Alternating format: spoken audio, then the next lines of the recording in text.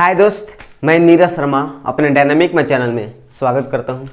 जैसा कि coordinate geometry यानी कि निर्देशांक ज्योमेट्री का एक सीरीज चल रहा है जिसमें हम लोग पार्ट नंबर 6 पढ़ चुके हैं। तो उससे आगे बढ़ते हुए उससे अलग तरह के प्रश्नों को पार्ट नंबर 7 में सॉल्व करेंगे, ठीक है। और यदि आप सरकारी जॉब के किसी भी एग्जाम की तैयारी कर रहे हो, उसमें आपको मैथ समझ में नहीं आ रहा है तो इस चैनल को सब्सक्राइब करके बेल आइकन को ऑन कर दीजिएगा ताकि मैथ के मेरा प्रत्येक नोटिफिकेशन आपको मिल सके, ठीक है। चलिए समझते हैं, ध्यान देना पहला प्रश्न को।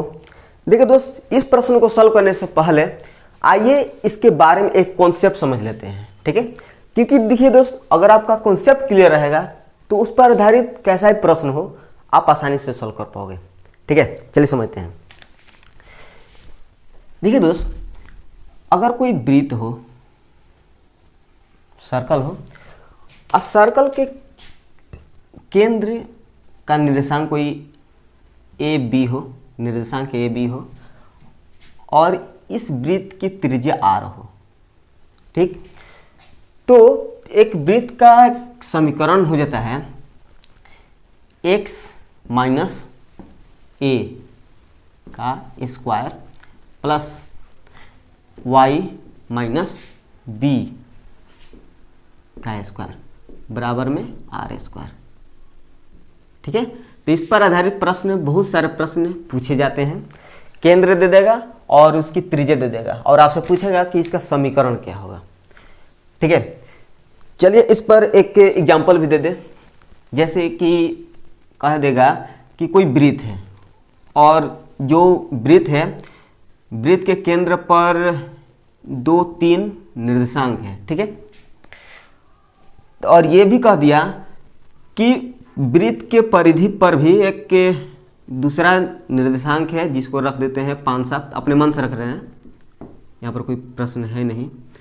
तो यहाँ पर आपको ये बताना है कि इस वृत्त का समीकरण क्या होगा। तो देखिए दोस्त, समीकरण क्या होता है, ये वाला होता है। तो x माइनस केंद्र लेना है, तो x माइनस 2 का स्क्वायर प्लस y माइनस 3 का स्क्वायर, ठीक है, बराबर ये आर स्क्वायर। तो यहाँ पर तो कोई आर त्रिज्या दिया नहीं है, रेडियस, ठीक है। तो दिया नहीं है तो आपको निकालना पड़ेगा। तो देखिए दोस्त, रेडियस क्या है, एक डिस्टेंस है। तो दो निर्देशांक के बीच का डिस्टेंस आप कैसे निकालते हैं, मैं आपको पहले ही सेकेंड वीडियो में ही बता चुका हूँ कि डिस्टेंस जब निकालनी हो तो आपको इस फार्मूला को अप्लाई करना पड़ेगा, x2 माइनस x1 का स्क्वायर। तो x2 आपका ये वाला है, x1 आपका ये वाला है। तब 5 में से 2 घटेगा तो 3 और 3 का स्क्वायर 9। y2 माइनस y1 यानी कि 7 में से 3 घटेगा तो 4 का स्क्वायर 16 और 16 9 कितना होता है 25, कितना हो गया 5, यानी कि यहाँ पर आपका 5 हो जाएगा, ठीक है। अब इसको सॉल्व कर दीजिए। चलिए इसको सॉल्व ही कर दे रहे हैं। एक्स स्क्वायर प्लस 2 का स्क्वायर 4 माइनस 2ab यानी कि 4x plus Y square plus B square कितना 3 स्क्वायर, तो 3 का स्क्वायर 9 माइनस 2ab यानी कि माइनस 6y बराबर में 5। तो X square plus Y square और माइनस 4x माइनस 6y। अब देखिए दोस्त, यहाँ पर 4 है प्लस में, यहाँ पर 9 है, तो 9 4 13 और इधर लेके चल जाइए 5 माइनस 13, ये घट जाएगा तो आपका कितना हो जाएगा -8। तो यहाँ से आपका निकल गया एक के वृत्त का समीकरण, ठीक है। तो इसी तरह से आपसे पूछता है प्रश्न में। अब देखिए दोस्त, ये तो कॉन्सेप्ट हो गया एक। दूसरा कॉन्सेप्ट थोड़ा सा इससे अलग पूछेगा, सभी को थोड़ा सा अच्छे से नोट कीजिएगा। दूसरा ये दे देगा कि वृत्त का समीकरण दे देगा, ऐसा दे देगा, और उसमें आपको ये बताना है कि केंद्र और त्रिज्या कितना होगा, ठीक ना। जैसे इस प्रकार दे देगा, यहाँ पर लिख देते हैं x square plus Y square plus p x plus q y plus c, जहाँ पर जो c है एक कांस्टेंट नंबर है, विदाउट x और y के है, ठीक है, बराबर 0 है। ऐसा एक वृत्त का समीकरण दे देगा और आपसे पूछेगा कि इसमें वृत्त का केंद्र और त्रिज्या कितना है, कैसे निकालिएगा। तो ध्यान दीजिएगा, केंद्र यानी कि सेंटर। देखिए दोस्त, जो भी x और y के साथ है उसमें क्या कीजिए, जो x के साथ है कितना है, p है, तो p में आप पे -2 से भाग दे दीजिएगा, ठीक है। और जो y के साथ में q, उसमें आप -2 से भाग दे दीजिएगा। तो जितना आएगा वो आपका सेंटर यानी कि केंद्र होगा। क्लियर है क्या? ठीक है। जब ये समझ गए तो आप त्रिज्या इस प्रकार से निकाल सकते हैं। तो त्रिज्या बराबर निकाल सकते हैं स्क्वायर रूट p बटा -2, तो -2 का स्क्वायर कीजिएगा तो 2 हो जाएगा, यानी कि p बटा 2 का स्क्वायर प्लस q बटा में 2 का स्क्वायर। और अगर यहाँ पर c कोई कांस्टेंट नंबर है तो -c घटा दीजिएगा, निकल जाएगा आपका एक रेडियस निकल जाएगा। ठीक है, उम्मीद है कि ये मेरी बातें आपको अच्छी तरीके से समझ में आ रही होंगी। ठीक है, तो इस पर भी अपने तरफ से आपको एक एग्जांपल दे दूं ताकि आपको अच्छी तरह समझ में आ जाए। जैसे एग्जांपल इस तरह से लेते हैं कि x square plus Y square, ठीक है, इसी तरह से plus 14x minus 8y plus 5 बराबर 0 है। तो इसमें आपको केंद्र बताना है कि कितना होगा। चलिए निकालते हैं केंद्र। देखिए दोस्त, x के साथ क्या है, 14 है, तो 14 में आप -2 से भाग दीजिए। y के साथ में क्या है, -8 है, तो -8 में -2 से भाग दीजिए। ठीक है, तो जब इससे भाग दीजिएगा तो आपका ये हो जाएगा -7, इसमें भाग दीजिएगा तो माइनस में खत्म हो जाएगा, 2 4 -7 4। ये एक वृत्त का केंद्र होगा। अगर आपसे रेडियस पूछे तो कैसे निकलिएगा, जो आपका केंद्र है ये वाला, -7 का स्क्वायर 49, 4 का स्क्वायर 16 और -5। अब इसमें जोड़िए घटाइएगा, जितना आएगा आपका ये कि रेडियस हो जाएगा। क्लियर है कि नहीं? अब चलिए प्रश्न को सॉल्व करते हैं बिना किसी डाउट के। चलिए सबसे पहले मिटा लेते हैं इसको। अब चलिए पहला प्रश्न को सॉल्व करते हैं। ध्यान दीजिएगा, प्रश्न का कहना है कि 1-2 केंद्र और 4 सेंटीमीटर त्रिज्या वाले वृत्त का समीकरण क्या होगा। चलिए जो सेंटर दिया है उसको लिख लेते हैं। 1 और -2 ये आपका सेंटर है और रेडियस दे दिया है 4 सेंटीमीटर। तो समीकरण बताना है। समीकरण क्या होता है एक वृत्त का? सबसे पहले इस फॉर्मूला को लिख देते हैं। x माइनस केंद्र क्या है, पहला वाला 1 है, तो 1 का स्क्वायर प्लस y माइनस कितना है y क्या, -2, तो -2 जैसे ही लिखेंगे तो माइनस माइनस ये प्लस हो जाएगा।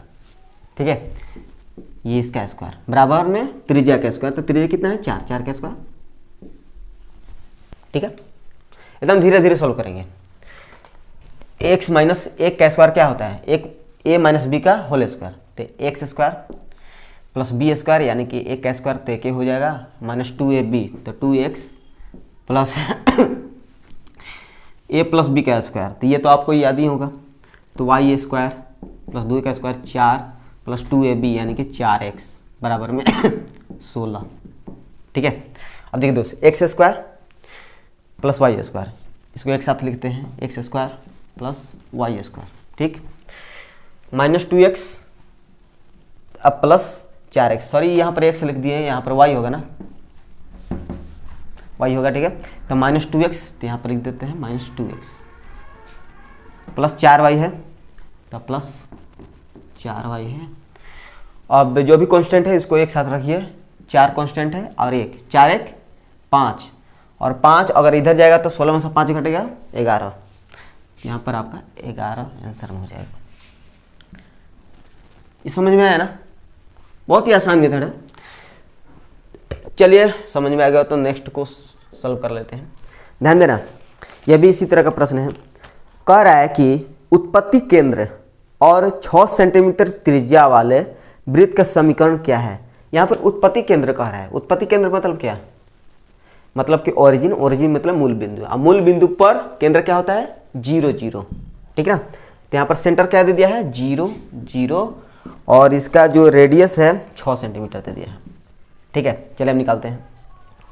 फार्मूला क्या होता है, x माइनस 0, केंद्र को लेते हैं स्क्वायर, प्लस y माइनस 0 के स्क्वायर बराबर में त्रिज्या कितना है, 6 का स्क्वायर, ठीक है। चलिए x square plus y minus 0 तो y स्क्वायर हो जाएगा, बराबर में 6 का स्क्वायर 36, यही आपका आंसर हो जाएगा, सिंपल, ठीक है। ठीक है, तो चलिए इसको मिटा करके नेक्स्ट की ओर बढ़ते हैं। चलिए ध्यान देना, इस प्रश्न का कहना है कि यदि किसी वृत्त की समीकरण X square plus Y square plus 6x plus 8y plus 11 बराबर 0, तब इसके केंद्र के निर्देशांक कितना होगा। चलिए सबसे पहले इसके इक्वेशन को लिख लेते हैं। X square plus Y square plus 6x plus 8y plus 11 equals to 0। तो इसमें यहाँ पर केंद्र पूछा है, केंद्र क्या होगा। चलिए अगर आप कॉन्सेप्ट अच्छे से समझे होंगे तो इस प्रश्न को ऐसे सॉल्व कीजिएगा, ठीक है। चलिए मैंने क्या बताया था सेंटर के लिए, कि जो x के साथ है जो भी कांस्टेंट नंबर उसको ले लीजिए और उसको आप -2 से भाग दे दीजिए, सिंपल। और y के साथ जो है उसको कांस्टेंट नंबर ले लीजिए, 8 है तो 8 और इसमें -2 से भाग दीजिए, ये कटेगा तो कितना हो जाएगा, 2 3 6 -3, ये खत्म हो जाएगा तो -4। ये हो गया एक सेंटर, हो गया केंद्र, ठीक है। अगर इसी प्रश्न में त्रिज्या पूछा होता तो, लेकिन पूछा नहीं है, त्रिज्या पूछ देता तो आप कैसे निकालते हैं, ध्यान देना। केंद्र क्या आया है, -3, तो -3 का स्क्वायर 9, फिर -4 का स्क्वायर 16, अब में से कांस्टेंट नंबर कौन है, 11 है ना, 11 घटा दीजिए, बस हो गया, आंसर हो गया। तो 16 9 25, 25 में से 11 घटा तो ये आपका 14, स्क्वायर रूट 14 एक इसका त्रिज्या हो जाएगा, समझ रहे हो। चलिए समझ रहे होते हैं, नेक्स्ट को चलते हैं।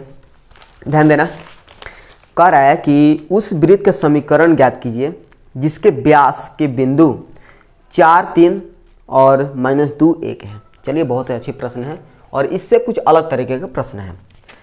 एक वृत्त है, ठीक, और व्यास के बिंदु है, तो व्यास आप जानते हैं कि केंद्र से होकर जाता है। यहाँ पर अगर केंद्र है तो इसी केंद्र से होकर जाएगा, ठीक है। तो व्यास के बिंदु दे दिया है 4 3 और -2 और 1।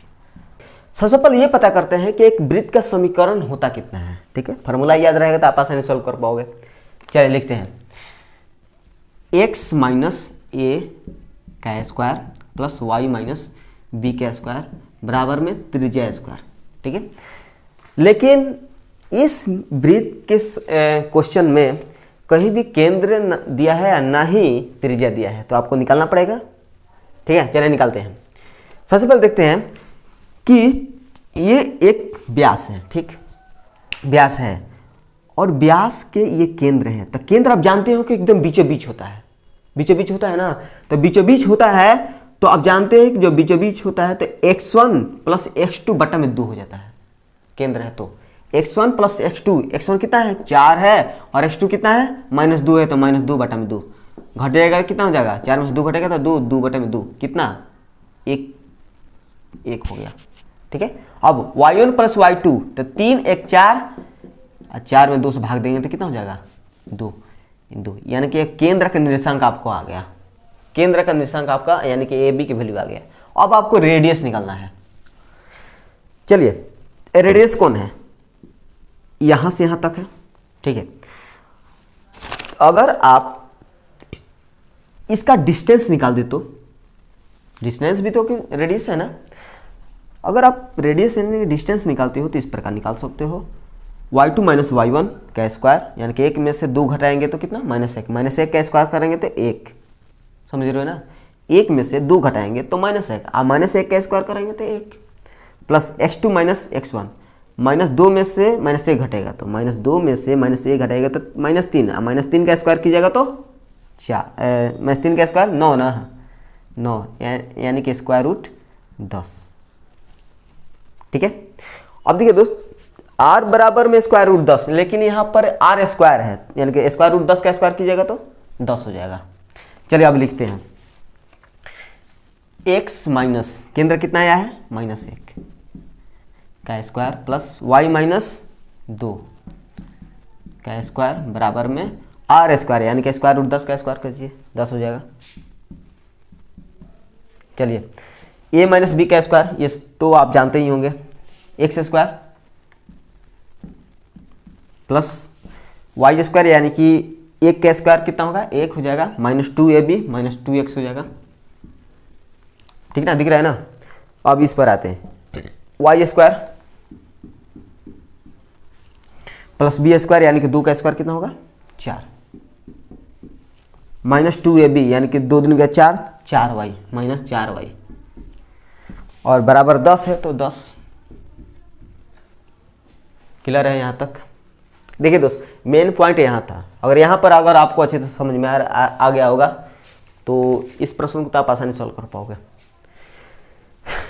चलिए, एक्स स्क्वायर वाई स्क्वायर, इसको एक साथ लिखिएगा, X square plus Y square, और -2x minus 4y, -2x minus 4y, और अब देखिए दोस्त, 4 और 1 5, 5 आ गया, प्लस 5 है, इधर जाएगा तो -5, यानी कि 10 में से 5 घटेगा तो 5 ही नहीं हो जाएगा, यानी कि बराबर में आपका 5 हो जाएगा। ठीक है, अगर हम ऑप्शन में देखते हैं तो बराबर में ही करके दे रहा है, यानी कि यही आपका आंसर होगा। क्लियर है। अगर आपको मेरी बातें अच्छे से समझ में आ रही है, यानी कि मेरे समझाने का तरीका आपको पसंद आ रहा है, तो इस चैनल को सब्सक्राइब कर दीजिएगा, ताकि मैथ के मेरा प्रत्येक नोटिफिकेशन आपको मिल सके। ठीक है, चलिए ध्यान देना दोस्त, इस प्रश्न का कहना है कि सरल रेखा 2x प्लस 3y बराबर 12 निम्न में किससे गुजरती है। ठीक है, यानी कि आपको क्वाड्रेंट बताना है कि कितना होगा, चतुर्थांश बताना है। ठीक है, चल दोस्त, वैसे तो मैंने इस तरह के प्रश्न सॉल्व करवा चुका हूं, देखते हैं कि आपसे सॉल्व हो रहा है कि नहीं, और इस प्रश्न को अपने आप से सॉल्व करने का प्रयास करना। ठीक है, चलिए, इक्वेशन दे दिया है 2x प्लस 3y बराबर में 12। तो मैंने आपको क्या बताया है कि जब भी आपको x अक्ष और y अक्ष का पता लगाना है, तो जो भी बराबर में दिया है कांस्टेंट नंबर, उसमें आप भाग दे दीजिए 1 लाने के लिए, तब 12 से भाग देंगे तब नहीं आएगा, तो इसमें भी आपसे 12 से भाग देना पड़ेगा, इसमें भी, तो 2 छक 3 4 12 बार खत्म हो जाएगा, यानी कि यहाँ पर आपका बच गया x, नीचे में हो जाएगा आपका 6 प्लस y बटा में नीचे में कितना है 4 बराबर में 1। ठीक है, चलिए इसको ड्रॉ करते हैं। ध्यान देना, x के नीचे क्या है 6 है, तो ये यहाँ पर 6 होगा। ठीक है, y के नीचे क्या है 4 है, ये आपका धनात्मक y है, तो यहाँ पर ले लेते हैं 4। ठीक है, अब एकदम सीधी एक लाइन खींचते हैं। अब मुझे बताइए कि ये लाइन किस किस चतुर्थांश होकर गुजरा है। इसको हम पहला चतुर्थांश बोलेंगे, फर्स्ट, इसको सेकंड क्वाड्रेंट बोलेंगे, इसको थर्ड क्वाड्रेंट बोलते हैं, क्वाड्रेंट, और इसको हम फोर्थ क्वाड्रेंट बोलेंगे। ठीक है ना। तो कहाँ कहाँ से ये गुजरा है लाइन, तो फर्स्ट से गुजरा है, सेकंड से गुजरा है और फोर्थ से गुजरा है, तीसरा तो गुजरा नहीं है, यानी कि यही आपका आंसर हो जाएगा। तो आंसर में लिख सकते हैं आप फर्स्ट, सेकंड और फोर्थ, सेकंड और फर्स्ट। क्लियर है। उम्मीद है कि इस तरह के प्रश्न फिर कभी आपके सामने आएंगे, चुटकी में सॉल्व कर पाओगे। ठीक है, चलिए नेक्स्ट ध्यान देना। इस प्रश्न का कहना है बिंदु A 3 - 2, B 1 4 और C -2x समरेख हैं, x का मान क्या है। सबसे पहले समझते हैं कि समरेख क्या होता है। देखिए दोस्त, जिस त्रिभुज का क्षेत्रफल 0 हो जाए उसको हम समरेख बोलते हैं, ठीक है। तो एक त्रिभुज का क्षेत्रफल अगर 0 हो जाएगा तो एक क्षेत्रफल ऐसे नहीं होकर के एक लाइन हो जाएगा, ठीक है, क्योंकि किसी भी त्रिभुज का क्षेत्रफल 0 होता ही नहीं है। अगर 0 हो जाएगा मतलब कह रहा है कि वो एक लाइन है, ठीक ना। चलिए समझते हैं, जो भी दिया है उसको लिख लेते हैं। ए का निर्देशांक दे दिया है 3 - 2 और बी का निर्देशांक दे दिया है 1 4 और सी का निर्देशांक दे दिया है -2x। समरेख है, यानी कि इसका क्षेत्रफल 0 हो जाएगा। चलिए निकालते हैं। और मैं आपको बता चुका हूं कि निर्देशांक से क्षेत्रफल कैसे कम से कम समय में निकाला जाए। चलिए उसी कॉन्सेप्ट को अप्लाई करते हैं। 3 - 2 दे दिया है, यही ना। 1 4 दे दिया है और यहाँ पर -2 और 1 दे दिया है। इस तरह से मैंने क्या बताया था कॉन्सेप्ट में कि तीनों निर्देशांक में से किसी एक को 0 बना दीजिए, ठीक है। चलिए इसको बनाते हैं। 3 है, अगर इसमें से 3 घटा देंगे तो 0 हो जाएगा। -2 है, अगर इसमें हम 2 जोड़ेंगे तब ना ये 0 हो जाएगा, पूरी तरह से 0 हो गया। इसमें भी वही करते हैं, -3 घटाया मैंने, -3 यहाँ पर 2 जोड़ा है तो 1 - 3 कितना, -2 4 2 6, ये हो गया। तो इसमें भी आप 3 से 3 घटाना पड़ेगा ना, घटाना है और इसमें 2 जोड़ना है, यानी कि 3 - 2 -5 और ये आपका x + 2। कॉन्सेप्ट क्या कहता है कि बाहर बाहर आप गुना कीजिए और अंदर अंदर गुना कर घटा दीजिए, हो गया क्षेत्रफल। तो -2 गुने x + 2, इसको लिख लेते हैं -2 गुने x + 2 -6 गुने -5। इसका क्षेत्रफल क्या होगा, 0, क्योंकि समरेख कह रहा है, ठीक है। एकदम स्टेप बाय स्टेप लिखते हुए चल रहे हैं ताकि कहीं भी आपको डाउट ना रहे। चलिए,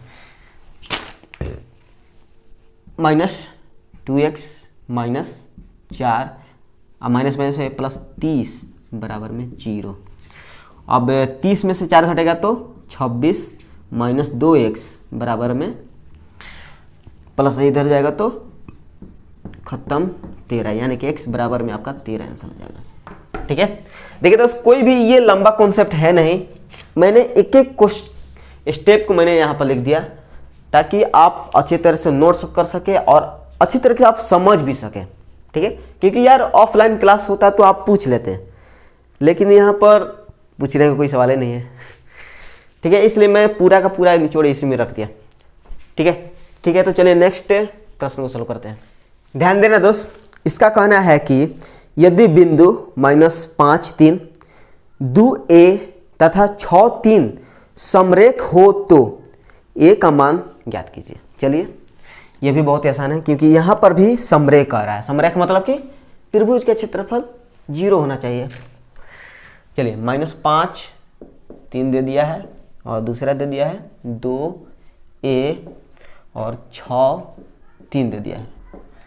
चलिए क्षेत्रफल निकालते हैं। इसको ही हम माइनस कर दे रहे हैं, सॉरी 0 कर दे रहे हैं। -5 है तो +5, 3 है तो यानी कि -3 कर दीजिए तो ये पूरी तरह से 0 हो जाएगा, ठीक है। तो पहले वाले में आपने 5 जोड़ा है तो इसमें भी आप 5 जोड़िएगा। दूसरे में आपने 3 घटाया है तो इसमें भी 3 घटाइए, इसमें भी 5 इसमें भी 3। चलिए, 5 2 7 और a -3, ठीक है। a में से 3 घटेगा तो a -3 होगा ना। चलिए, 6 5 11 और 3 में से 3 घटेगा तो 0। चलिए, बाहर बाहर, ये बाहर है इसके लिए और इसके लिए बाहर ये 0 है, तो यानी कि 7 गुने 0 0 होगा। माइनस a -3 गुने 11, अब बराबर क्या होगा, समरेख हो तो क्षेत्रफल 0 तो 0। चलिए, a गुने 11 तो -11 a माइनस +33 बराबर में 0। यहाँ पर अगर सॉल्विंग करें तो -11 a प्लस 33 माइनस 33, ये बराबर कितना हो जाएगा 3। ये आपका आंसर हो गया। ठीक है, नोट्स कर लीजिएगा। चलिए नेक्स्ट ध्यान देना, इसका कहना है कि a 7 - 8 और c 1 4 एक वर्ग ABCD के कोने हैं। ठीक, विकर्ण BD के समीकरण का पता लगाइए। चलिए बहुत अच्छी प्रश्न है, वर्ग है। ठीक, इस पर थोड़ा सा ध्यान दीजिएगा क्योंकि यहाँ पर स्क्वायर का प्रॉपर्टीज भी इस्तेमाल होगा।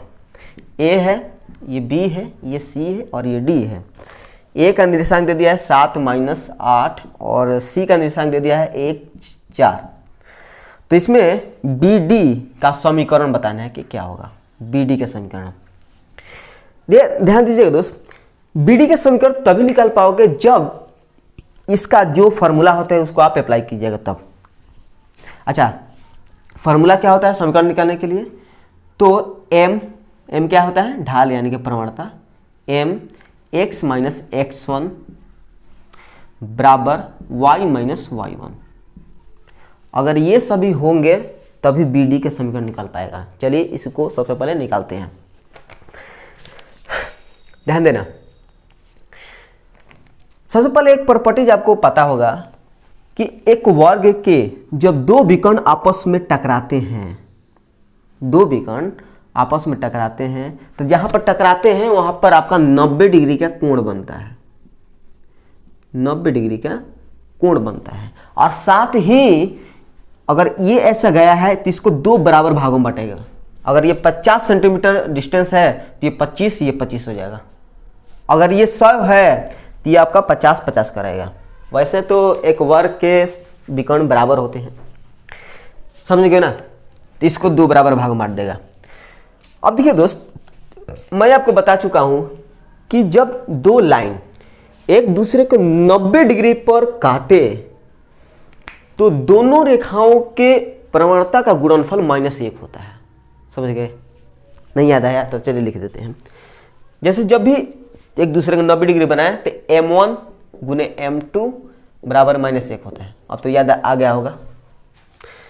तो अब चलिए AC का प्रवणता निकाल करके m2 के यानी कि इसका प्रवणता निकाल लेते हैं, ठीक है ना? चलिए, अच्छा इसके लिए प्रवणता क्या होगा? m तो y2 - y1 यानी कि 4 में से 8 घटेगा तो 12 हो जाएगा। x2 में से x1 यानी कि 1 में से 7 घटेगा तो -6 भाग देंगे तो कितना? -2। तब -2 किसका? इसका प्रवणता है। इसका प्रवणता -2 हो गया। इसको लिख लेते हैं m2। ठीक है, एकदम धीरे धीरे सॉल्व करेंगे क्योंकि इस तरह के प्रश्न थोड़ा सा डिफिकल्ट हो जाते हैं। अब इसका निकालते हैं तो इसके लिए क्या होगा? m2 यहाँ पर रखते हैं -2 तो m1 जैसे ही निकालेंगे तो माइनस माइनस खत्म हो जाएगा तो 1/2 हो जाएगा क्योंकि ये गुना में ना 2 इधर जाएगा तो 1/2 नहीं हो जाएगा। ये हो गया प्रवणता, दिख रहा है ना? 1/2। इसके लिए प्रवणता 1/2 आ गया। चलिए यहाँ पर लिख लेते हैं 1/2। x माइनस x1 अभी नहीं पता है, ठीक है? x1 भी आप आसानी से निकाल सकते हो, तो थोड़ा सा अपना आपसे भी दिमाग लगाने का प्रयास करना। x1 y1 क्या है? तो एक रेखा पर एक बिंदु है, तो एक बिंदु यहां से निकाल दीजिए तो इसको आधा आधा कर देता है। तो देखिए दोस्त, x1 + x2 बटा में 2 कर दीजिए तो आधा आधा नहीं हो जाएगा? समझ रहे क्या? x1 + x2 यानी कि 7 1 8, 8 बटा में 2 कितना हो जाएगा? 4। तो 4 1 हो जाएगा और -8 यानी कि y1 + y2 बटा में 2 होता है -8 और +4 तो -8 + 4 बटा में 2 खत्म हो जाएगा तो -4 बटा में 2 कट जमा हो जाएगा तो -2 यानी कि 4 और 2 इसका ये x1 और y1 हो गया, जिसमें x1 4 है और y1 आपका -2 है। माइनस शायद नहीं लिखे यहाँ पर, मैं -2 है। ठीक है, चलिए यहाँ पर रखते हैं। अब आप आसानी से निकाल पाओगे। x - x1 -4 बराबर में y - y1 कितना है? -2 तो माइनस माइनस यहाँ पर +2 हो जाएगा। चलिए इधर उधर गुना करते हैं, इधर ले जाते हैं तो x माइनस 4 बराबर में 2y प्लस 2 दूनी के 4। अब x और y एक तरफ ला देते हैं, प्लस 2y है, इधर जाएगा तो माइनस 2y, माइनस 4 इधर जाएगा तो 4 4 8 हो गया। यही आपका आंसर होगा। ठीक है, ऑप्शन में मिला लीजिएगा। देखिए दोस्त, ये कोई डिफ़िकल्ट क्वेश्चन था नहीं। अगर आपका प्रॉपर्टी याद रहेगा तो इसको बहुत ही कम समय में सॉल्व कर सकते हो। ठीक है, तो मैंने आपको अच्छी तरह समझाने के लिए इतना लिख दिया। ठीक है, चलिए नेक्स्ट को समझते हैं। सबसे पहले इसको मिटा लेते हैं। ध्यान देना दोस्त, इसका कहना है कि P 4 2 और R माइनस 2 0 एक समचतुर्भुज PQRS के शीर्ष हैं। तो विकर्ण QS का समीकरण ज्ञात करें। इस प्रश्न को अपने आप से सॉल्व करने का प्रयास करना। इस वीडियो को थोड़े समय के लिए पॉज कीजिए और इस प्रश्न को अपने आप से सॉल्व करिएगा। ठीक है, तभी इस वीडियो का आपको फायदा हो पाएगा, नहीं तो छापते ही रह जाओगे और आपका दिमाग भी विकसित नहीं कर पाएगा। चलिए ध्यान दीजिएगा, कैसा है समचतुर्भुज है, तो समचतुर्भुज वर्ग जैसा ही होता है, लेकिन इसकी जो ये भुजा होती है 90 डिग्री पर नहीं होते हैं। ठीक है, तो A है, सॉरी PQRS दिया है ना, तो P है QRS है, जिसमें P का दे दिया है 4 2 और R का दे दिया है यहाँ पर में माइनस 2 0। तो QS का समीकरण पूछा है। QS सेम क्वेश्चन नंबर 8 की तरह है। ठीक है, चलिए उसी तरह से निकालते हैं। इसके लिए समीकरण क्या होता है, तो M1 लिख देते हैं। इसका प्रवणता M1 होगा और इसका प्रवणता M2 होगा। ठीक है, तो M1 x minus x1 y minus y1। ठीक है, चलिए M1 निकालते हैं। तो एक दूसरे के यहाँ पर भी 90 डिग्री के एंगल पर काटते हैं। याद रखना कि समचतुर्भुज भी एक दूसरे के 90 डिग्री पर ही काटते हैं और एक दूसरे को बराबर, मतलब कि बराबर बराबर दूरी पर काटते हैं। ठीक है, लेकिन इसके विकर्ण बराबर नहीं होते हैं, लेकिन इसको बराबर दूरी पर काटते हैं। जैसे यह 100 है तो इसको 50 50 कर देगा। ठीक है, अगर ये 200 है तो ये भी 100 100 कर देगा, इस प्रकार। चलिए M2 निकालते हैं। M2 बराबर में क्या होता है, y2 माइनस y1 बटा में x2 माइनस x1। तो y2 कितना है 0, 0 में से 2 घटेगा तो माइनस 2 बटा में x2 माइनस x1, तो माइनस 2 माइनस 4, तो माइनस 2 माइनस 4 कितना माइनस 6। तो माइनस माइनस खत्म, मैंने 1 बटा में 3, 1 बटा 3 होगा ना। M2 आपका 1 बटा 3 हो गया और 90 डिग्री है, तो मतलब कि M1 गुने M2 बराबर में माइनस 1, यानी कि M1 निकाल देते हैं माइनस 1 बटा में M2 कितना है 1 बटा 3। तो 1 बटा 3 कहने का मतलब है ये यहाँ पर चला जाएगा, माइनस 3 हो जाएगा M1। तो यहाँ पर रख दीजिए माइनस 3 M1 के स्थान पर। x माइनस x1 निकालना पड़ेगा। कैसे निकलेगा, तो इसी बिंदु को हम निकाल लेते हैं। तो x1 प्लस x2 यानी कि 4 में से 2 घटेगा तो 2 और 2 बटा 2, समझ रहे हो ना, क्योंकि ये एकदम बीचों बीच है, इसलिए x1 प्लस x2 बटा में 2 होगा। तो 4 में से 2 घटेगा तो 2 और 2 बटा में 2 1। y1 प्लस y2 यानी कि 2 प्लस 0 2 ही होगा, 2 से भाग देंगे तो 1, ये बिंदु के लिए। ये बिंदु कहाँ है, इसी रेखा पर ना, यानी कि x1 इसके लिए क्या हो गया माइनस 1 और y1 कितना हो गया माइनस 1। समझ रहे हो ना। ठीक है, अधिक बोल दिया गया, चले नहीं। Minus 3x minus minus plus 3 बराबर y माइनस 1। चलिए x और y को एक साथ रखिएगा, तो माइनस 3x है, इधर ला देते हैं y प्लस 3x। अब ये हम ऑप्शन देखते हैं कि कैसे दे रहा है आंसर में। तो बराबर में कांस्टेंट के रूप में दे रहा है, तब प्लस 3 इधर बच गया। ठीक है, तो ये माइनस 1 है, इधर जाएगा तो प्लस 1, तो 3 1 4। समझ रहे हो ना। देखिए दोस्त, y को y है, ठीक, माइनस 3x है, माइनस 3 इधर लाया मैंने तो प्लस 3x हो गया। ठीक है, तो प्लस 3 तो इधर पहले से है, माइनस 1 है, इधर लाया तो 3 1 4। ठीक, चलिए नेक्स्ट। समझ में आ रहा है कि नहीं। अगर समझ में आ रहा होगा तो लाइक कर सकते हो, अगर समझ में नहीं आ रहा है तो कमेंट में बता सकते हैं कि कहाँ पर आपका दिक्कत रहा है, और डिसलाइक भी कर सकते हो। ठीक है, चलिए नेक्स्ट। इसका कहना है कि ABCD एक समानांतर चतुर्भुज है। AB और C के निर्देशांक क्रमशः 5 0, -2 3 और -1 4 है। रेखा AD का समीकरण क्या होगा? चलिए इसे थोड़ा सा अलग तरह के प्रश्न है। क्या है? समानांतर है, तो समानांतर कुछ इस तरह से होते हैं। तो समानांतर एक आयत का रूप होता है। ठीक है, समानांतर लग रहा है ना।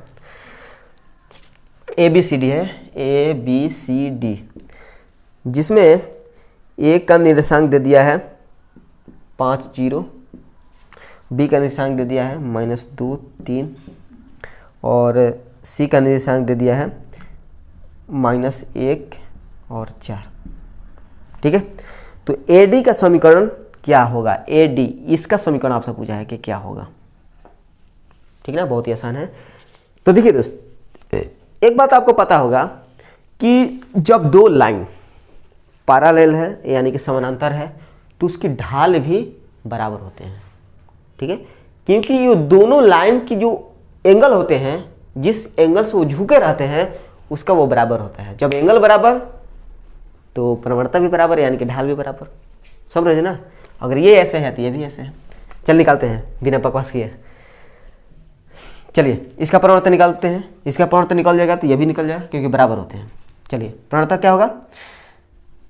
y2 - y1, तो y2 कितना? 4 4 - 3, x2 - x1 तो -1 -2, 4 में से 3 घटेगा 1 और ये हो गया 1। इसका प्रवणता कितना होगा? 1 ही होगा। ठीक है, चलिए परिवर्तन तो निकल गया। और एक रेखा का समीकरण क्या होता है? y नहीं होता है, m x - x1 तो y - y1, तो x1 और y1 तो दिया है ये वाला।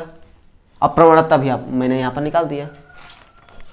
चलिए m कितना है? 1 है, x - x1, x1 कितना? 5, y - y1, y1 कितना? 0, तो 0 लिखने का कोई मतलब है नहीं, फिर भी लिख दे रहे हैं। चलिए x - 5 बराबर y, ये आपका आंसर हो जाएगा। ठीक है, अगर ऑप्शन में x और y एक साथ दे रहा है तो उस तरह से भी आप सजा सकते हैं। x + y इधर जाएगा तो -y, इसको इधर भेज दीजिए, ये आंसर हो जाएगा या तो ये आंसर हो जाएगा। ठीक है, तो थोड़ा सा डिफिकल्ट बनाने के लिए ऑप्शन में इस तरह से हेरा फेरी कर देता है। चल नेक्स्ट को समझते हैं।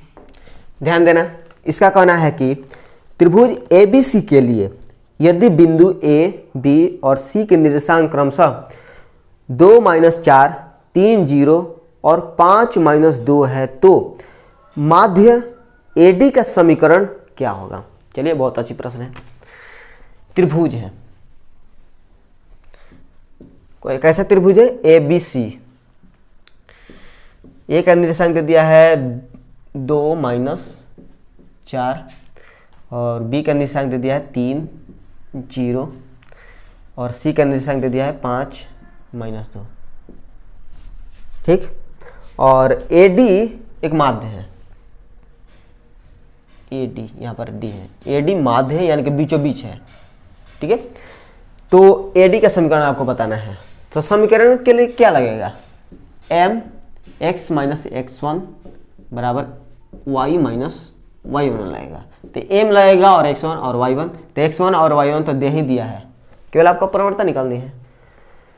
ठीक है, देखिए दोस्त, ये माध्य है यानी कि बीचों बीच है। तो बीचों बीच है तो क्या होता है? x1 + x2 बटा में 2। तो x1 कितना है? 5 5 3 8, 8 का आधा करोगे तो 4। अब इसको y1 + y2 यानी कि -2 + 0, तो -2 का आधा कीजिएगा तो -1 यानी कि D का ये निर्देशांक आ गया। चलिए यहाँ पर लिख देते हैं 4 - 1। अब इसका परिवर्तन निकालते हैं। दोनों तो निर्देशांक दे दिया है तो परिवर्तन निकालने में कोई कठिनाई होगा नहीं, क्योंकि परिवर्तन बराबर क्या आता है? y2 - y1। y2 कितना है? अच्छा ये बताइए कि y2 कौन होगा, ये होगा कि ये होगा? इसमें कभी कोई दिक्कत हो जाता है। देखिए दोस्त, जो पहले आया है वो आपका x1 और y1 रहेगा, और जो बाद में आएगा वो आपका x2 और y2 रहेगा। समझे कि ना? चलिए, y2 ये आपका ये वाला हो जाएगा क्योंकि बाद में आया है, तो -1 y2 minus y1 minus minus plus 4 x2 ये वाला हो जाएगा 4 माइनस x1 माइनस 2, तो आपका ये 3/2 हो जाएगा प्रवणता। चलिए अब आप तो आसानी से निकाल सकते हैं, 3/2 x माइनस x1 कौन होगा? ये वाला होगा, और y1 आपका ये वाला होगा क्योंकि ये पहले आया है, ठीक है ना? इसको मत ले लेना। चलिए x1 2 बराबर y minus y1 minus minus ये 4 हो जाएगा। 3/2 है तो 2 को इधर भेज देते हैं, तो 3x माइनस 3 दूनी का 6 और 2 इधर आ जाएगा तो 2y प्लस 60। चलिए x और y को एक साथ रखते हैं, 3x है, ठीक है, प्लस 2y इधर आएगा तो माइनस 2y, और बराबर में माइनस 6 इधर जाएगा तो प्लस 6, तो 8 6 14। समझ रहे हो ना? माइनस 6 इधर है, इधर जाएगा तो प्लस 6, तो 8 6 14 तो नहीं हो जाएगा। क्लियर है? चलिए ध्यान देना, इसका कहना है कि आयत ABCD की DA वाली भुजा का झुकाव -3/4 है। AB वाली भुजा का झुकाव क्या है? बहुत ही आसान है, आयत है, आयत में ये ABCD है, ABCD में DA का झुकाव, DA कौन है? ये वाला है, DA का झुकाव -3/4 है, -3/4 है। अच्छा ये झुकाव मतलब क्या है? एक ढाल है, ठीक है ना? थोड़ा सा प्रश्न भुलाने के लिए यहाँ पर झुकाव का दिया है। जब भी झुकाव कहेगा मतलब ढाल यानी कि प्रवणता, इसका प्रवणता दे दिया है। और AB वाली भुजा का झुकाव पूछ रहा है, यानी कि AB कौन है? ये AB का झुकाव आपसे पूछ रहा है, ठीक है?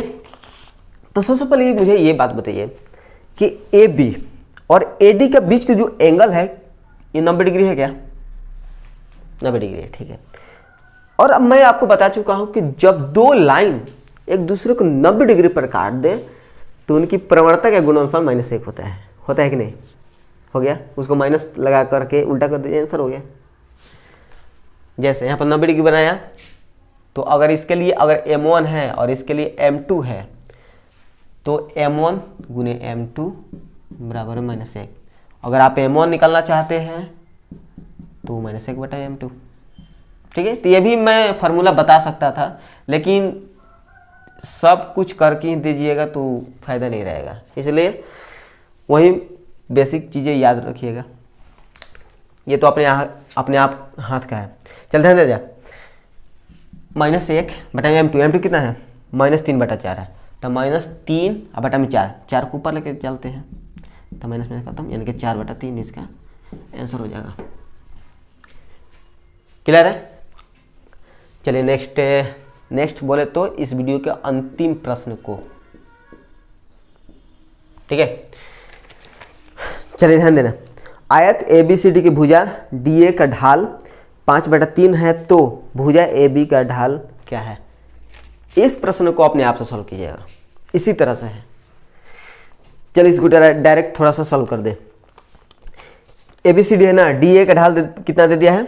M1 5/3, और तो AB का ढाल पूछ रहा है, मतलब कि इसी तरह का है, और M1 एक का ढाल दे दिया है 5/3 और इसका पूछ रहा है, ठीक है? तो निकाल सकते हैं। तो M2 बराबर क्या हो जाएगा? -1/M1, 5/3, 3 ऊपर रख लीजिए, यानी कि -3/5 हो गया। क्लियर है कि नहीं? चलिए मिलेंगे नेक्स्ट में। अगर कोई कुछ प्रश्न बचा होगा, मुझे लगेगा कि हाँ सॉल्व करना चाहिए, जो कि आपको डाउट हो सकता है, तो ही अगला वीडियो आ पाएगा, नहीं तो इतना बस। और इसके बाद हम लोग त्रिकोणमिति को अच्छे तरीके से समझेंगे, वो भी स्टेप बाय स्टेप। ठीक है, तो सीखना चाहते हो तो सब्सक्राइब कर सकते हैं। और इस वीडियो को अगर आप अच्छे तरह समझ गए होंगे तो लाइक कर सकते हैं, अपने दोस्तों में शेयर कर दीजिएगा ताकि उन दोस्तों को भी इस वीडियो का लाभ मिल सके।